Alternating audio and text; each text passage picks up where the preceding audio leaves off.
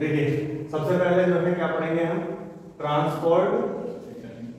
Transport in human beings, transport in human beings या humans का transport in humans.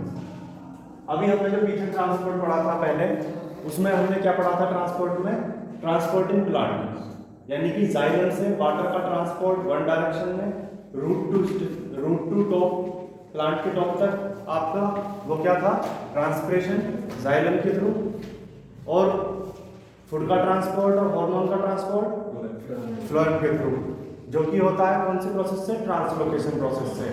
वो कैसा है, बाई डायरेक्शनल है। कैसा है, उसमें फूड का मूवमेंट कैसा होता है, फ्लोएम के through, upward and as well as downward, ऊपर की तरफ भी होता है और नीचे की तरफ भी होता है, इसलिए इसको बाई डायरेक्शनल कहा जाता है। और ट्रांसपिरेशन को जो जाइलम के थ्रू होता है उसको यूनिडायरेक्शनल कहा जाता है, क्योंकि उसका मूवमेंट होता है रूट से टॉप, ऊपर की तरफ। फिर उसके बाद में हमने आपको जो है उसमें टॉपिक में आपको जाइलम और फ्लोएम में आपको जो है डिफरेंस बताया था कि आपकी जो जाइलम है वो आपकी डेड सेल्स होती है, ना तो साइटोप्लाज्म होता है उनके अंदर, ना ही उनके अंदर न्यूक्लियस प्रेजेंट होता है। फ्लोएम जो होती है उसके अंदर साइटोप्लाज्म प्रेजेंट होता है, न्यूक्लियस एब्सेंट होता है। तो जो आपकी डेड सेल्स हैं वो किसमें पाई जाती है, जाइलम में पाई जाती है। एक वर्ड हमने आपको बताया ट्रैकिड्स, ट्रैकिड्स जो होता है वो आपका TRACHEIDS, ट्रैकिड्स जो है ये क्या काम करता है, ये जहां पर जाइलम एब्सेंट है वहां पर वर्क करता है वाटर के ट्रांसपोर्ट के लिए। या जो बड़े ट्री हैं जैसे सिकोरिया है, जिसको रेडवुड भी बोलते हैं, ऑस्ट्रेलिया वगैरह में पाया जाता है, सबसे लार्जेस्ट सबसे लॉन्गेस्ट ट्री में से एक है। तो वहां पर ऐसे ट्रीज या फिर और लेंथी जो ट्रीज हैं लंबे, उनमें ट्रांसपोर्ट, वाटर ट्रांसपोर्ट के लिए जाइलम तो होती है, लेकिन उसके साथ साथ ट्रैकिड्स भी होते हैं वाटर के अपवर्ड मूवमेंट के लिए, वाटर की डिस्ट्रीब्यूशन के लिए। ठीक है, ये चीज याद रखिए। एसेंट ऑफ सैप हमने पढ़ाया था। एसेंट ऑफ सैप आप में से किसी को पता है एसेंट ऑफ सैप क्या होता है, बताइए। अभी बताया था, कल ही पढ़ाया था मैंने आपको, 4 फैक्टर बताए थे, उसमें 4 फैक्टर रेस्पॉन्सिबल होते हैं। आप ह्यूमंस का पढ़ने जा रहे हैं, लेकिन आपको प्लांट का ये अच्छे से क्लियर नहीं है, तो बताओ आगे कैसे चला जाए। तो ये चीजें तो रिपीट करनी बनती है। क्या कंटिन्यू मूवमेंट होगा किधर, रूट से कहां पे, टॉप, बिल्कुल। जो आपका एक्सेंट ऑफ सैप है, एक्सेंट ऑफ सैप का मतलब है कि movement of water by the help of xylem from root to top of the plant, ऊपर की तरफ जो अपवर्ड मूवमेंट जो होता है वाटर का ऊपर की तरफ। यानी कि क्वेश्चन इससे ये बनता है कि इतने लॉन्ग जो है ट्रीज हैं, उनके अंदर पानी ऊपर तक कैसे चला जाता है, लीव्स तक, बहुत हाइट तक कैसे जा पाता है। हम आपको एक पाइप देते हैं अभी, उसमें आप जो है नीचे से आप पानी का प्रेशर, बिना प्रेशर लगाए कोई मोटर तो लग नहीं रही प्लांट के अंदर, तो वहां पे आप जो है उस वाटर को ऊपर की तरफ कैसे मूव करेंगे, कोई चीज को ऊपर से नीचे की तरफ तो मूव कर सकते हैं, लेकिन प्लांट में ऐसा क्या होता है कि जो है वाटर का मूवमेंट ऊपर की तरफ हो जाता है। सोचने वाली बात है नहीं। तो वहां पे 4 फैक्टर रेस्पॉन्सिबल होते हैं एसेंट ऑफ सैप के लिए। सबसे पहली चीज है रूट प्रेशर, यानी कि रूट प्रेशर का मतलब है कि रूट के अंदर प्रेशर क्रिएट हो जाता है, जब लगातार रूट हेयर से वाटर कलेक्ट होके रूट में जो है कलेक्ट हो जाता है, और वहां पे एक प्रेशर आ जाता है, उस प्रेशर से उस वाटर का मूवमेंट होता है ऊपर की तरफ, अपवर्ड। जब वहां पे कलेक्शन हो गया तो वहां पे प्रेशर क्रिएट होता है उस वाटर को चलने के लिए, कहीं तो जाएगा। और उससे आगे ट्रांसपिरेशन जो है वो लॉस ऑफ वाटर है, कहां से, लेंटिकल से आपका और आपका स्टोमेटा से लगातार वाटर का लॉस होता रहता है प्लांट के अंदर। और वाटर के लॉस होने की वजह से प्लांट के अंदर वाटर की अर्जेंट डिमांड बनी रहती है, जिससे कि जो नीचे पानी है उसमें एक जो है ट्रांसपिरेशन पुल भी इसका फैक्टर है, और उसकी वजह से क्या होता है वो वाटर ऊपर की तरफ उसको क्या करता रहता है, ट्रांसपिरेशन पुल उसको पुल करता रहता है, खींचता रहता है अपनी तरफ से, जब कंटिन्यूस लॉस होगा वाटर का, है नहीं। नेक्स्ट कैपिलरी मूवमेंट, क्या है कैपिलरी मूवमेंट जो है आपका, उसमें क्या है कि जो आप कोई भी कैपिलरी है, कोई भी ट्यूब है, थिन ट्यूब, तो उसके अंदर कैपिलरी एक्शन क्या होता है कि कोई भी थिन ट्यूब है, कोई भी कैपिलरी है, एक बार उसके अंदर वाटर स्टार्ट हो गया, जैसे हमने आपको एग्जांपल बताया था कि पहले पुराने टाइम में जब राशन वगैरह जो है डिस्ट्रीब्यूट होता था तो वो एक मशीन से चलाते थे, या फिर कभी कभी तो उस मशीन का यूज ना करके वो एक उसके अंदर छोटा सा पाइप डालते थे ड्रम में और उसको आगे से जो है क्या करते थे, पुल करते थे ऑयल को, जो भी वो मिट्टी का तेल मिलता था कैरोसिन ऑयल, उसको पुल करके, और वो जो है एक बार उसके अंदर किसी पाइप के अंदर, किसी ट्यूब के अंदर एक बार मूवमेंट स्टार्ट हो गया वाटर का, और फिर वो कंटिन्यूअसली जो है चलता रहता। तो कैपिलरी एक्शन भी जो है ये थिन ट्यूब्स ही होती हैं, जाइलम वगैरह इनमें जो वाटर का मूवमेंट होता है कैपिलरी है, ट्यूब्स हैं, वैस्कुलर बंडल्स हैं या नहीं है, तो इनमें एक बार वाटर का मूवमेंट स्टार्ट हो गया 2 फैक्टरों की वजह से, 3 फैक्टरों की वजह से, तो कंटिन्यूअस मूवमेंट वाटर का अपवर्ड क्या रहेगा, कंटिन्यू रहेगा। एक चीज और बच जाती है, एक या दो, एक फैक्टर और बच जाता है, वो है एडहेशन एंड कोहेशन थ्योरी, यानी कि adhesion and cohesion, adhesion ADHESION, adhesion and cohesion theory, COHESION, ये भी आपको अच्छे से पता होना चाहिए। Adhesion cohesion theory ascent of sap का ये भी काफी इंपॉर्टेंट टॉपिक है। एडहेशन और कोहेशन, एडहेशन का मतलब है अट्रैक्ट और कोहेशन का मतलब है रेपल, यही बताया था। यानी कि adhesion and cohesion theory ascent of SAP के अंदर वो थ्योरी है, यानी कि वाटर जो है किसी भी जो है जाइलम में अपवर्ड मूवमेंट कर रहा है, या प्लांट से जो है रूट में ऊपर की तरफ मूवमेंट कर रहा है, तो जो वाटर मॉलिक्यूल्स हैं वो पुश करते हैं नीचे से ऊपर की तरफ मॉलिक्यूल्स को, ये कहलाता है आपका कोहेशन, यानी कि रेपल करते हैं, एक दूसरे को धकेलते हैं, और ऊपर वाले जो है वो अटैच करके रखते हैं, जो वाटर के मॉलिक्यूल्स होते हैं वो एक दूसरे को अटैच करके रखते हैं, और वहां पे ट्रांसपिरेशन पुल तो होता ही।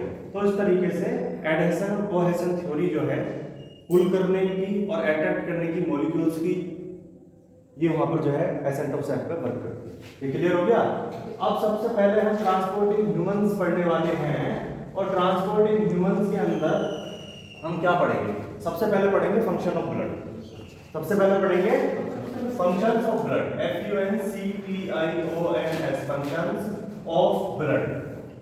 अब आप सोचते होंगे कि भाई ब्लड जो है वो हमारी बॉडी में 5 से 6 लीटर होता है, हमारी बॉडी में 5 to 6 लीटर हम जो है ब्लड प्रेजेंट करता है हेल्दी पर्सन के अंदर,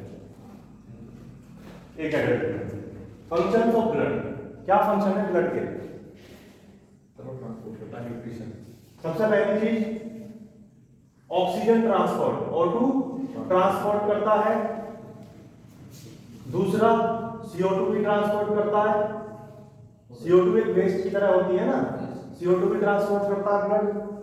थर्ड आपका न्यूट्रिशन ट्रांसपोर्ट करता है, NUTRITION, न्यूट्रिशन ट्रांसपोर्ट करता है, ट्रांसपोर्ट, चलो न्यूट्रिशन भी ट्रांसपोर्ट हो गया।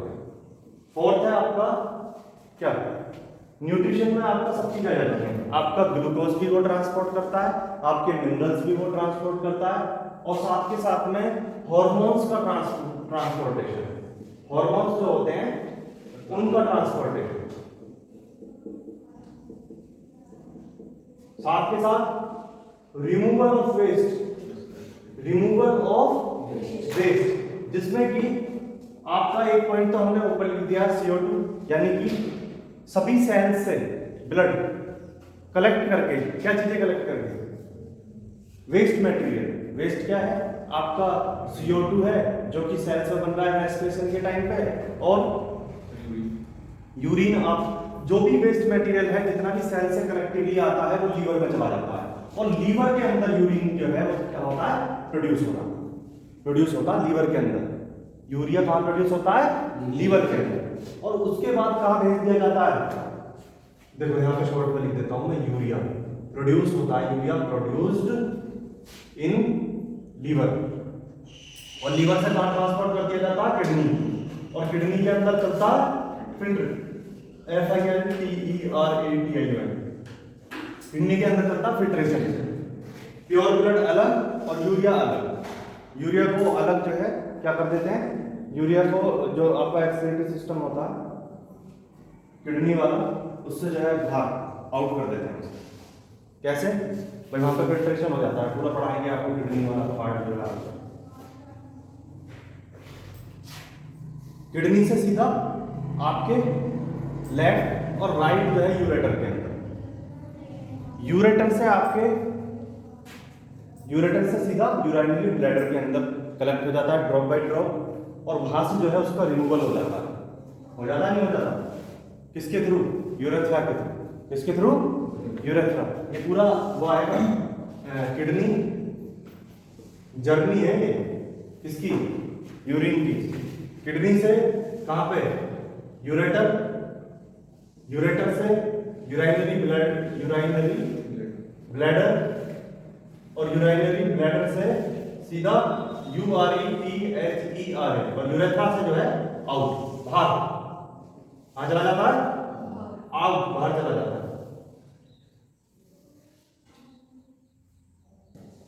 यूरेथ्रा हो रहा है, ये हो गया, याद रखोगे।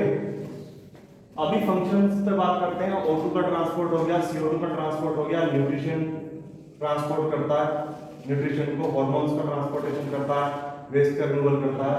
साथ के साथ में ब्लड के अंदर होती है लिम्फ, और लिम्फ स्पेशल टाइप की लिम्फोसाइट बनाती है WBC, जो कि एंटीबॉडीज भी बनाती है।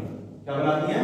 एंटीबॉडी, जिससे हमारी बॉडी का इम्यून सिस्टम स्ट्रांग होता है और रोगों से लड़ने की क्षमता जो हमारी इम्यूनिटी होती है वो स्ट्रांग होती है।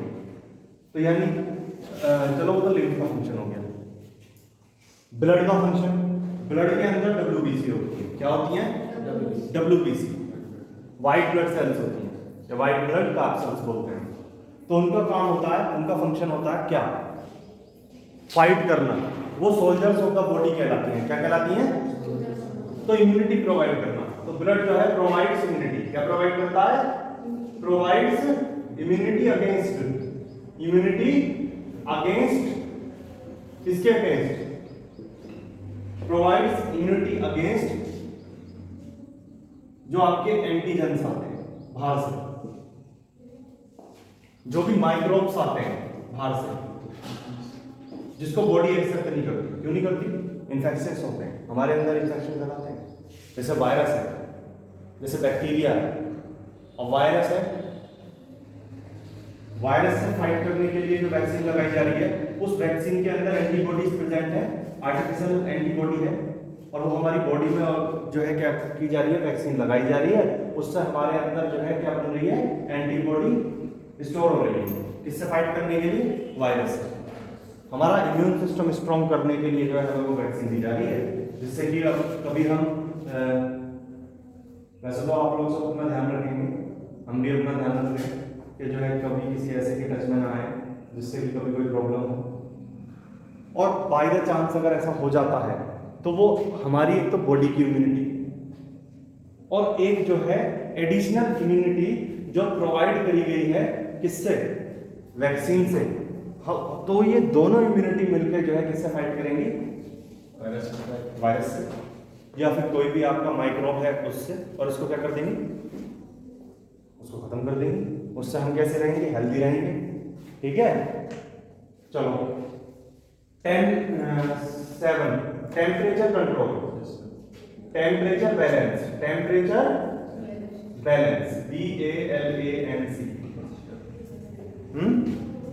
टेम्परेचर, जो बॉडी का टेम्परेचर है, हमारा बॉडी का जो टेम्परेचर है वो ब्लड से जो है क्या रहता है? मेंटेन रहता है। क्या रहता है?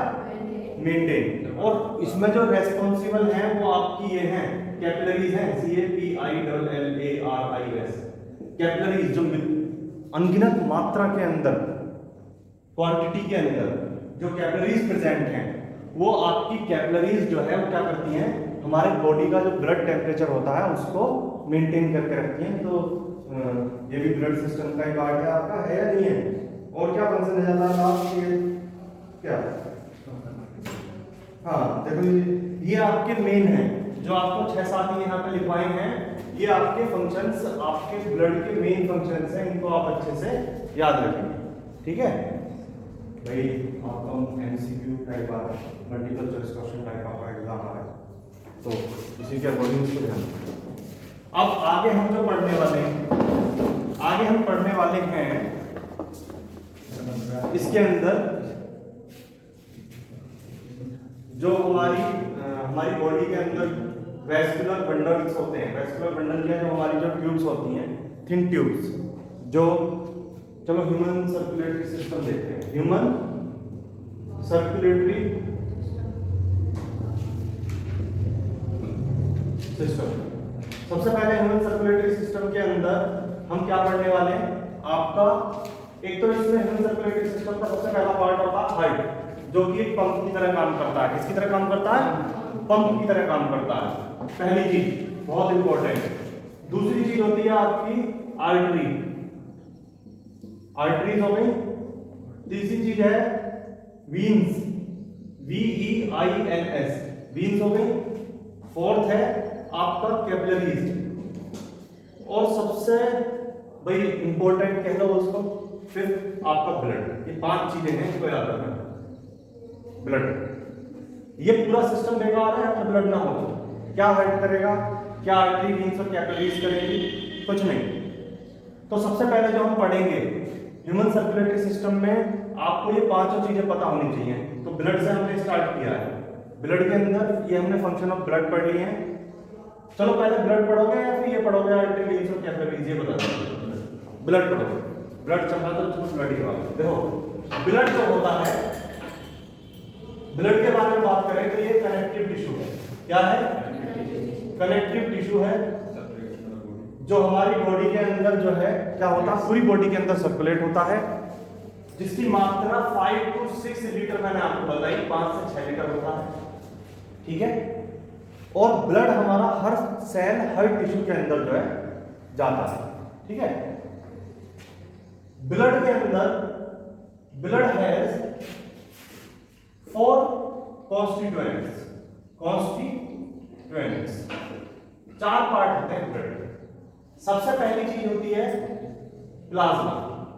क्या होती है बेटा? प्लाज्मा। प्लाज्मा ब्लड का लिक्विड पार्ट होता है। प्लाज्मा ब्लड का लिक्विड पार्ट होता है। अगर इसको समझें तो प्लाज्मा क्या होता है, ये प्लाज्मा है, और इसके अंदर सब चीज रहती है। WBC के अंदर रहेगी, RBC के अंदर रहेगी, और प्लेटलेट्स भी इसी के अंदर रहेंगे आप।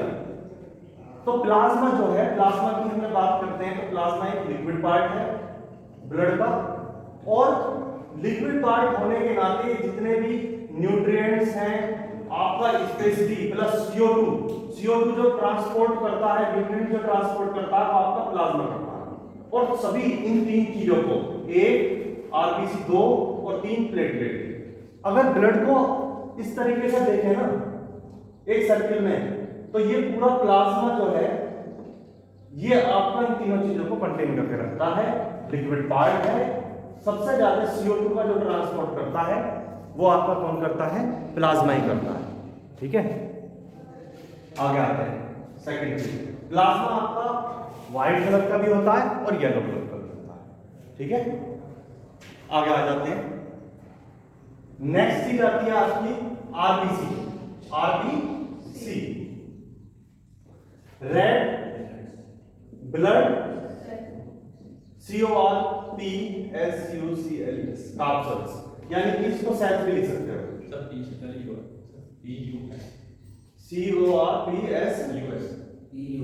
CORPSUS, हाँ ठीक है। रेड ब्लड कार्पसेल्स, RBC हो गया। ठीक। और RBC जो है, RBC के अंदर सबसे इंपॉर्टेंट चीज होती है हेमोग्लोबिन। क्या होती है बेटा? हेमोग्लोबिन। हेमोग्लोबिन एक रेड कलर का पिगमेंट होता है। क्या होता है? रेड कलर का पिगमेंट होता है, जिसका मेन फंक्शन है, मेन फंक्शन है ऑक्सीजन ट्रांसपोर्ट। ऑक्सीजन ट्रांसपोर्ट हमारे ब्लड के अंदर RBC जो है ब्लड का पार्ट है, कॉन्स्टिट्यूएंट है, रेड ब्लड सेल। उसके अंदर एक पिगमेंट पाया जाता है, रेड पिगमेंट। जैसे आपको क्लोरोफिल बताया था प्लांट में, ग्रीन पिगमेंट, ऐसे हमारे जो है ब्लड में क्या पाया जाता है? Haemoglobin, RBC। और ये जितनी भी ऑक्सीजन बॉडी में ट्रांसपोर्ट होती है, हीमोग्लोबिन को क्या मानो? पूरा बस मानो, ट्रक मानो, ट्रांसपोर्ट व्हीकल है। क्या है? जिसमें RBC बैठकर जो है जाती है, ट्रांसपोर्ट होती है। अंडरस्टैंड? चलो, आरबीसी रेड ब्लड सेल्स जो होती हैं ये आपकी इसमें मेन जो चीज है वो आपका हीमोग्लोबिन है, रेड पिगमेंट जो कि मेन फंक्शन जिसका ऑक्सीजन ट्रांसपोर्ट है, और ये हमारी कहाँ बनती है? बोन मैरो के अंदर। Produce RBC produce in bone marrow, bone marrow के अंदर ये प्रोड्यूस होती हैं। इंपॉर्टेंट टॉपिक है, याद रखना। और आरबीसी जैसे ब्लड आप डोनेट करते हैं तो 24 आवर के अंदर जितना भी आपने ब्लड डोनेट करा हुआ होगा, उसमें जो आरबीसी लॉस होते हैं वो सभी आरबीसी जो है वो 24 आवर के अंदर रिकवर हो जाते हैं, ठीक है। और लगभग जो है 3 मिलियन आरबीसी रोज जो है क्या होती हैं आपकी डेड हो जाती हैं, और उनकी 4 गुना जो है प्रोड्यूस होती है। और एक आरबीसी की जो लाइफ टाइम होती है रेड ब्लड सेल की, वो लाइफ टाइम आपकी कितनी होती है? 4 मंथ दे रखी है, 4 मंथ दी गई है आपकी 4 महीने। और कितनी बताई मैंने? 3 मिलियन आरबीसी जो है वो डेड होती है daily, but produces 4 into every day, प्रत्येक दिन। समझ रहे हैं बात? नेक्स्ट आ जाता है थर्ड WBC। क्या आता है? जिसको व्हाइट ब्लड सेल्स बोलते हैं, व्हाइट ब्लड सेल्स भी लिख सकते हैं आप, व्हाइट ब्लड सेल्स, जिसको बोला जाता है सोल्जर्स ऑफ द बॉडी। क्या बोला जाता है? Soldiers of the body. और सोल्जर्स ऑफ द बॉडी क्यों बोला जाता है? क्योंकि ये प्रोवाइड इम्यूनिटी, प्रोवाइड्स इम्यूनिटी। क्या प्रोवाइड करते हैं? इम्यूनिटी प्रोवाइड करते हैं। किसे? हमें। व्हाइट ब्लड सेल्स जो होती हैं ये इम्यूनिटी प्रोवाइड करती हैं, और साथ के साथ में एंटीबॉडीज बनाती हैं, यानी कि produce antibodies also, antibodies also. अच्छा, एंटीबॉडीज किस तरीके से वर्क करती हैं? मान लो आज मुझे कोई डिसीज हो गई और मेरी बॉडी उससे फाइट कर रही है, मेरा इम्यून सिस्टम जो है वो उससे फाइट कर रहा है, व्हाइट ब्लड सेल्स, और एक बार अगर उस इन्फेक्शन से उसने फाइट कर दिया तो हमारी एंटीबॉडीज जो हैं इनको मेमोरी सेल्स भी कहते हैं। देखो ये पॉइंट भी याद आ गया। क्या होती हैं? मेमोरी सेल्स होती हैं। क्या होती हैं? Memory cells. और ये याद रखती हैं कि इन्फेक्शन से लास्ट टाइम कैसे फाइट किया था, और मान लो कि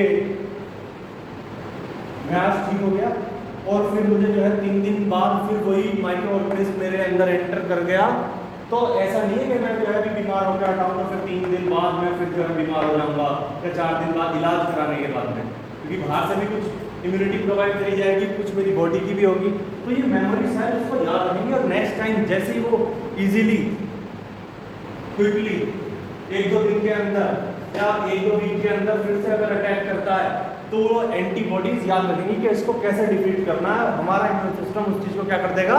डिफीट कर देगा। इसलिए आपने देखा होगा कि आपको फीवर होता है, क्या होता है?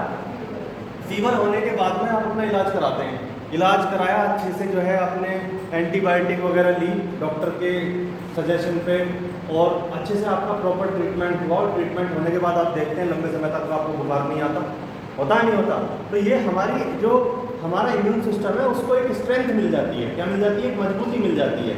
और वो जो बाहर से ट्रीटमेंट चलता है उसमें क्या होता है कि हमारी बॉडी के अंदर एडिशनल एंटीबॉडीज ऐड हो जाती हैं, जो कि आर्टिफिशियल एंटीबॉडीज हैं, और उससे हमारा इम्यून सिस्टम स्ट्रॉन्ग रहता है किसी फाइट के लिए अगेंस्ट। ठीक है, अब लास्ट आता है आपका WBC, सॉरी प्लेटलेट्स आता है। क्या आता है?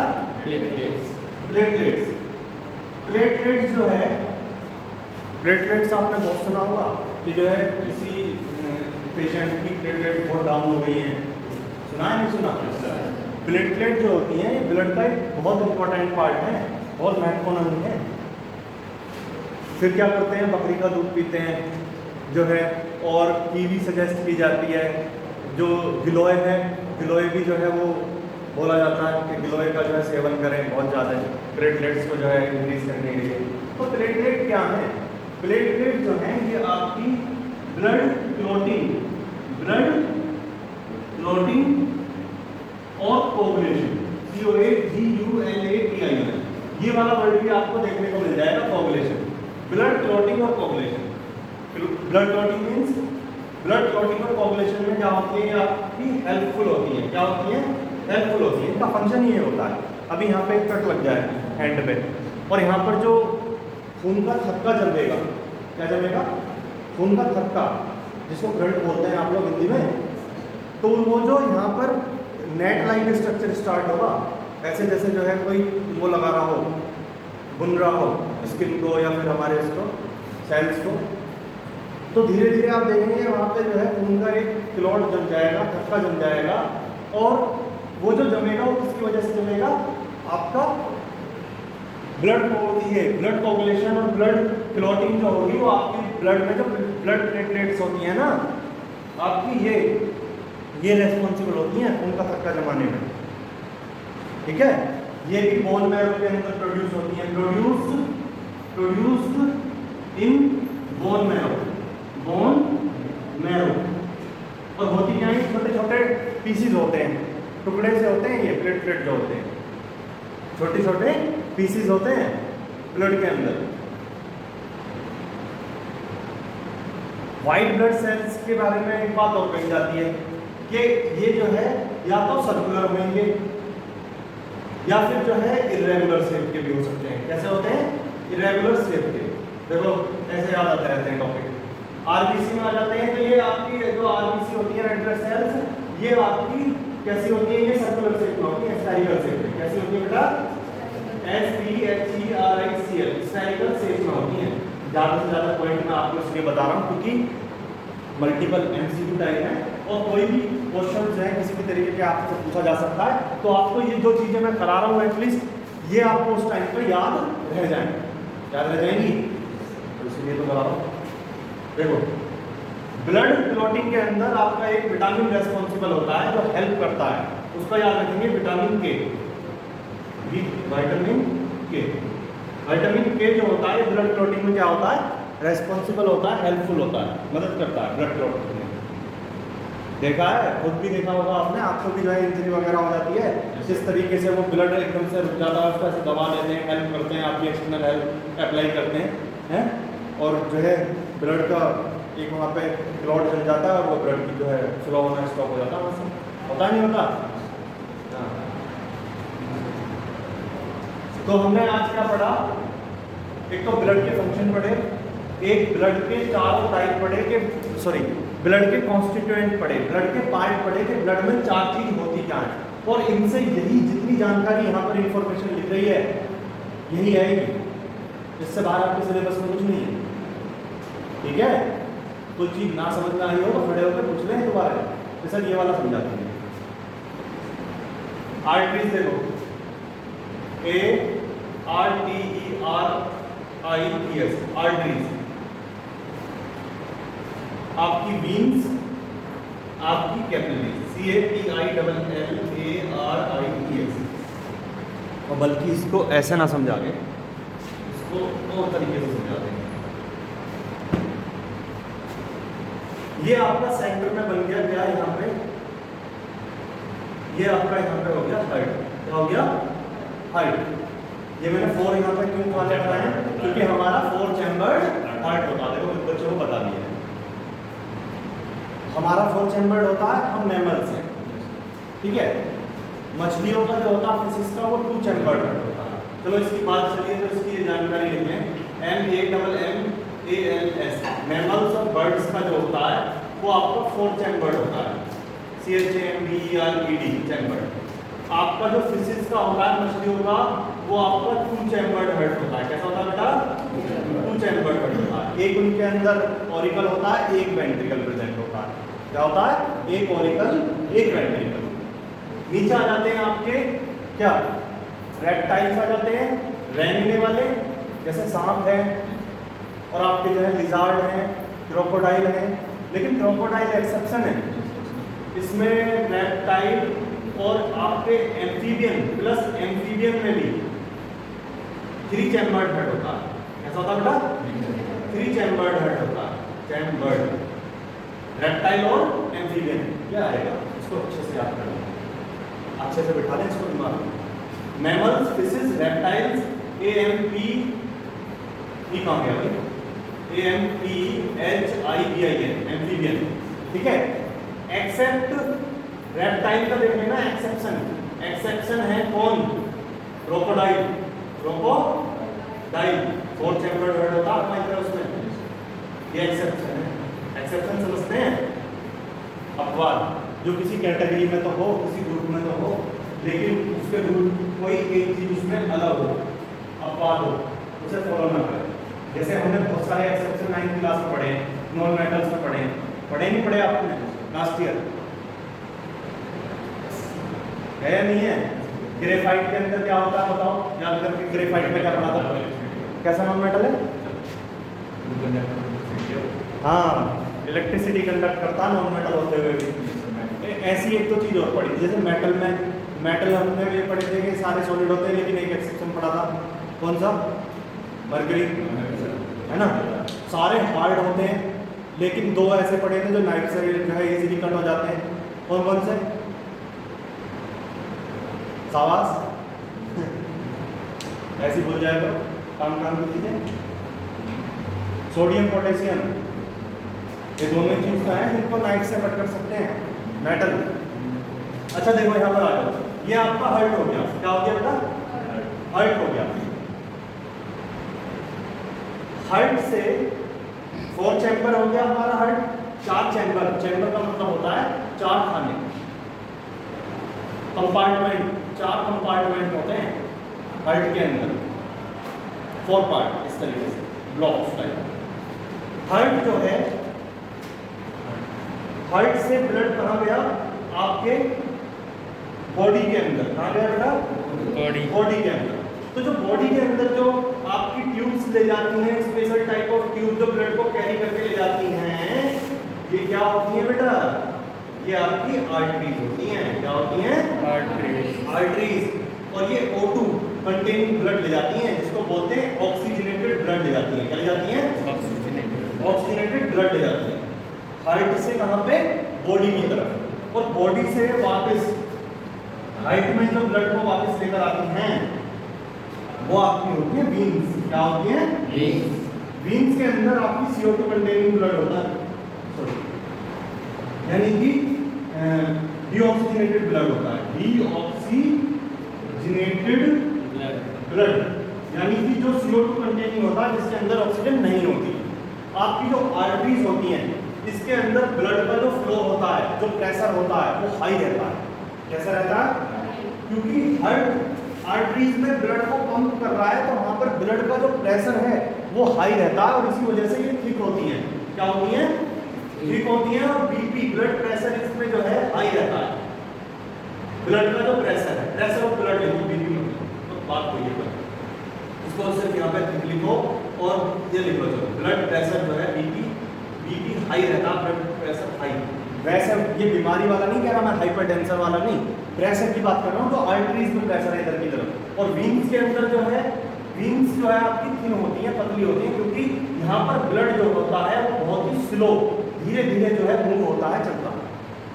आता है समझ? आर्टरीज की समझ आ गई, वीन्स की समझ आ गई, आगे नहीं आ गई?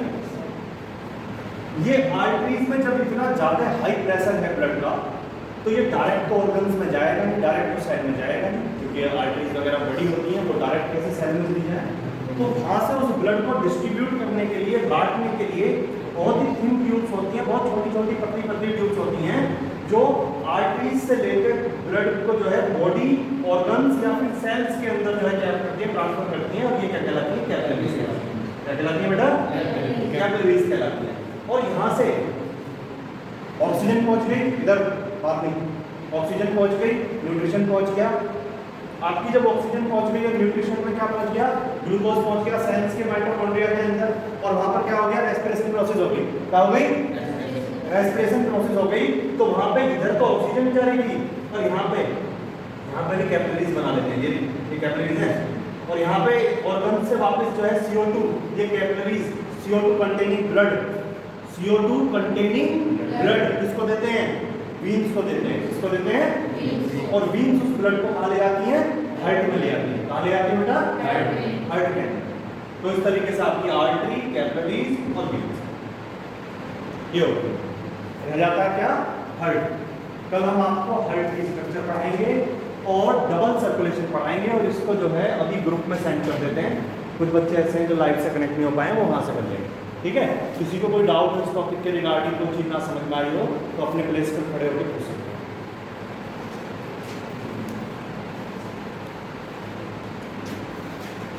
देख लीजिए अगर कोई चीज़ ऐसी हो जो आपको समझ ना आई हो, कोई कॉम्प्लिकेटेड चीज़ लग रही हो कि ये चीज़ थोड़ा सा डिफिकल्ट है, एक बार दोबारा समझ लेते, तो बिल्कुल भी जो है हेजिटेट ना हो, पूछ सकते हैं आप, इतनी बात पूछ सकते हैं।